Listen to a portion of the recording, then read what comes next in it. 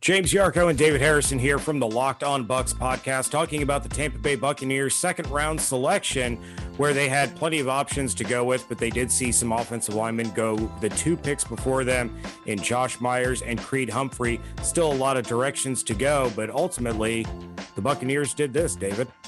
Yeah, I probably would have gone offensive lineman Quinn Miners if it were me in the war room, but ultimately it's not, and we have to trust the light as we've said in the past. I mean, it led the Buccaneers to Super Bowl, so you can't argue too much with it. And the Tampa Bay Buccaneers, with the final pick of the second round in the 2021 NFL Draft, take Florida Gator quarterback Kyle Trask. And now the Tampa Bay Buccaneers have a backup quarterback that they're going to look to mold into potentially becoming the quarterback of the future. And I think that's the important context to really put to this, James, is that he is going to potentially become the quarterback of the future. He is not going to be locked in as the next quarterback, the successor to Tom Brady necessarily. There are some flaws in Kyle Trask's game that a lot of people have already mentioned on social media, and even going into his draft profile, NFL.com's Lance Zierlein comparing him to Brad Johnson. Very much a quarterback that had enough skill, enough talent to be able to take an offense, to put enough points on the board, to rely on the defense to keep opponents in check. The Buccaneers certainly building that caliber of defense, but now they give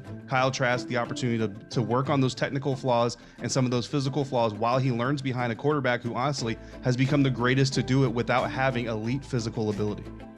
Yeah, this is a guy that threw for over 4,200 yards last year, 43 touchdowns, only 8 interceptions. He can sit back, he can learn, he can develop. The Bucs did not bring back free agent quarterback Blaine Gabbert, so now you have a guy that provides depth at the quarterback position with Ryan Griffin still there.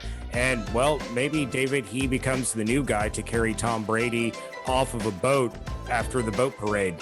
We shall see. In the third round, a lot of people said they would have taken Kyle Trask in the third round. I probably agree with that. The NFL draft is already into the third round, so we'll go back. We'll see what the Buccaneers do here, the final part of day 2. Come back again and see us on the end of day 3. And then for more on this pick and everything Tampa Bay Buccaneers, check out James and I on the Locked On Bucs podcast, part of the Locked On Podcast Network, your team every day.